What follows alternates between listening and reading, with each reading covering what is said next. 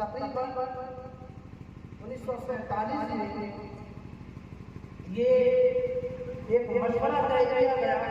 کن کے صدارت میں؟ بھیم راؤ امبیڈکر کی صدارت، اور ساری دھاراؤں پر بحث ہوئی، اور بحث ہونے کے بعد یہ طے قرار پایا گیا کب 1949 میں طے قرار پانے کے بعد پھر سارے لوگوں نے اس وقت اپنے اپنے جلسوں میں سارے دھارا کو تک پہنچانے کے بعد اس کے بعد 1950 کے تقریباً 24 جنوری کو سارے لوگوں نے اس پر دستخط کیا، اس پر ہمارے سمودار ہمارے ریزولوشن پر، اور 26 جنوری 1950 کو یہ سمودار ہم تمام ہندوستانیوں پر کیا ہو گیا لاگو، اور سب سے پہلا یوم جمہوریہ 1950 کے ہم تمام ہندوستانیوں نے خوبصورتی اور خوشی کے ساتھ منایا۔ دیکھیں میرے بھائی، یہ آزادی اور یوم جمہوریہ یہ کوئی آسان طریقے سے ہمیں حاصل نہیں ہوا، بلکہ اس کے لیے بہت قربانیاں پیش کرنی پڑی۔ اگر آپ دیکھیں انگریز 1601 میں ہمارے ہندوستان میں نہیں کرتا ہے، اور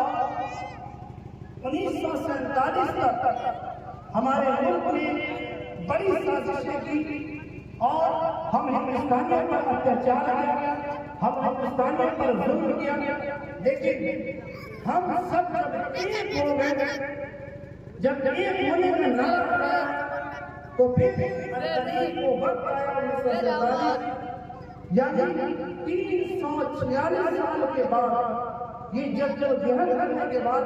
ہم نے انگریزوں کو اپنے ملک سے کھجڑ دیا، اور ہم نے اپنے ملک کو اور اپنے آپ کو بھی آزادی دلائی۔ لیکن آپ کو پتہ ہونا چاہیے اس آزادی کو حاصل کرنے کے لیے ہم مسلمانوں کا بہت بڑا اہم ہے۔ آج ہمارے ملکوں کو 26 جنوری کے موقع پر، آزادی کے موقع پر ہمارے ملکوں کو یاد نہیں کیا جاتا ہے۔ کیوں؟ اگر ہماری آزادی دیکھنا ہے، ہماری محنتوں کو اگر دیکھنا ہے، آپ تاریخ کے ہسٹری کے پنے کو پڑھیں،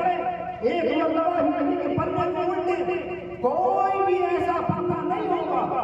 346 سال میں کہ مسلمانوں کے خون سے وہ پنا نادار نہ ہوگا۔ اور یاد رکھیں، آپ ہسٹری جب اٹھائیں گے تو آپ کو معلوم چلے گا دلی کی 46 چوک سے لے کر آج کا چھوٹا پاکستان، لاہور کی سٹی تک کوئی ایسا جھاڑ کوئی ایسا پیڑ نہیں تھا جہاں ہمارے علماء کی گردنیں نہ ٹنگی ہوئی۔ اور سب سے پہلے تحریک آزادی کے لیے ہمارے مسلمان میں سراج الدولہ نے قربانی پیش کی، اس کے بعد ہمارے ٹیپو سلطان نے آزادی دلانے کے لیے اپنی جان قربانی پیش کی، یہاں تک کہ جب قربانی پیش کرتے ہوئے بچا،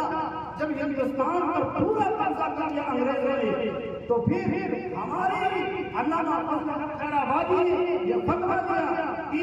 انگریزوں سے جنگ کرنا، ان سے جہاد کرنا یہ تم پر واجب ہے۔ پھر جب یہ فتویٰ کامیاب نہیں ہوا تو پھر اسی فتویٰ کو دہراتے ہوئے علامہ حسین احمد مدنی نے یہ فتویٰ دیا، جو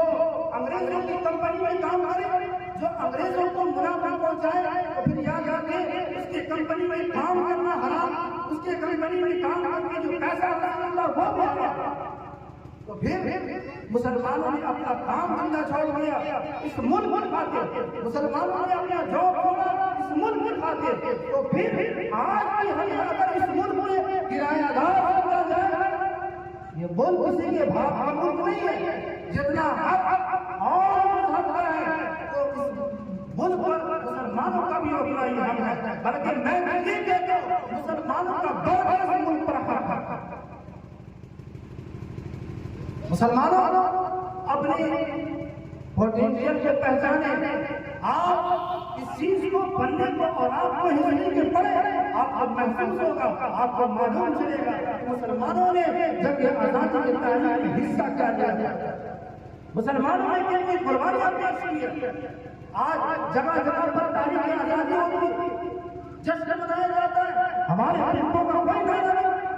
آج میں نعرہ لگاتا ہوں، آج میں یہ کہتا ہوں، مسلمانوں کی سب سے زیادہ حصہ داری اگر کسی نے قربانی میں اور کسی نے تاریخی آزادی میں مسلمان، لیکن ہمارے ساتھ یہ دو رویہ پیش کیا جاتا ہے، مسلمانوں اس چیز کو پہچان جاتا ہے۔ آپ جب بھی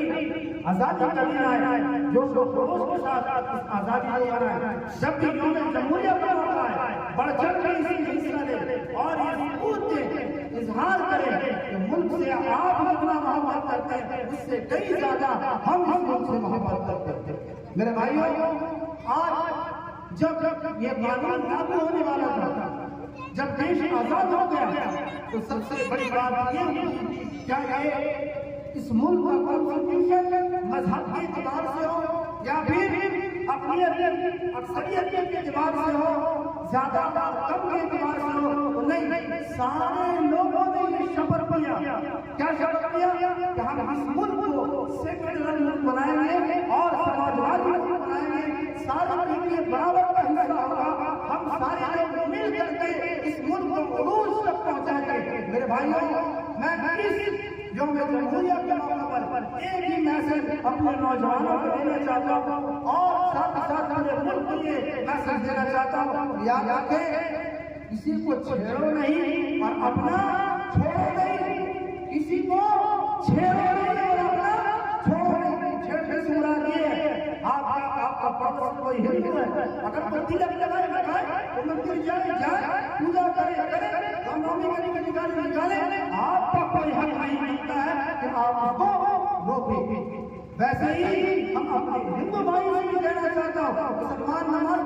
پڑھے، ٹوپی پہنے تو پہنے، کرتا پجامہ پہنے تو پہنے، نمازیں پڑھے تو پڑھے، درگاہ جائے تو جائے، وہاں پر جلوس نکالے تو نکالے، آپ کا کوئی حق نہیں ہے کہ آپ مسلمانوں کو لعن کریں یا دم کریں یا اس کو جلوس نکالنے سے روکیں۔ یہ کانسٹیٹیوشن آپ دیکھیں، دھارا 228، 27، 25، 24 آپ کو محسوس ہوگا کہ ہمیں کانسٹیٹیوشن کی یہ رائٹ ملی ہے، ہم اپنے مذہب کو اپنے اعتبار سے جس طریقے سے چاہے ہم ادا کر سکتے ہیں۔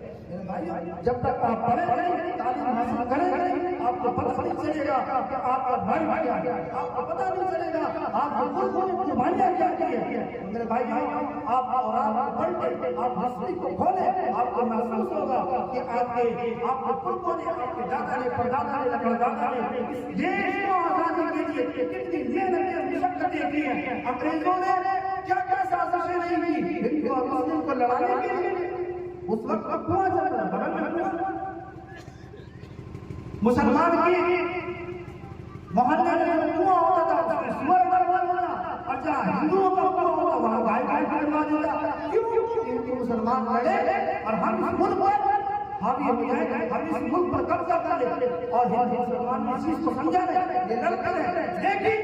جس دن ہندو مسلمان اتحاد ہوا، جس دن گاندھی جی نے یہ اعلان کیا ہندو مسلمان کی اتحاد کی تحریک چلائی اور ہندو مسلمان ہمارے ملکوں نے گاندھی سے کاندھا ملایا، تو کیا ہوا؟ انگریز نے ہمیں کھجڑ کر ہندوستان سنبھالا۔ میرے بھائیوں، اتحاد ہی فائدہ ہے۔ اگر ہم ہندو مسلمان اور سارے ملک کے جتنے بھی لوگ ہیں اگر ہم مل جاتے ہیں، ہم اتحاد قائم رکھتے ہیں، تو یاد رکھتے رزلٹ آپ کے سامنے ہے۔ ہمارے ملکوں نے کندھا سے کندھا ملایا، ہم خوبصورتی کے ساتھ میں یوم جمہوریہ منا رہے ہیں، رزلٹ دیکھیے میرے بھائیوں۔ اگر مسلمان کو، اگر ہندوستان کو عروج پر لے کے جانا، بلندی پر لے کے جانا، کامیاب ترین ملک بنانا ہے، سپر پاور بنانا ہے، تو ہم سب کو ایک ہونا ہوگا۔ جب تک ہم ایک ہو نہیں، ہندوستان کبھی بلندی تک نہیں پہنچے گا۔ ہندوستان کو بلندی تک پہنچانا ہے تو یاد رکھیں، ہندو اور مسلمان کو ملنا ہوگا، اتحاد کے ساتھ چلنا ہوگا۔ اگر یہ ساتھ نہیں چلیں گے تو یاد رکھیں ہندوستان کبھی بھی کامیاب نہیں ہو سکتا۔ میں اسی نعرے کے ساتھ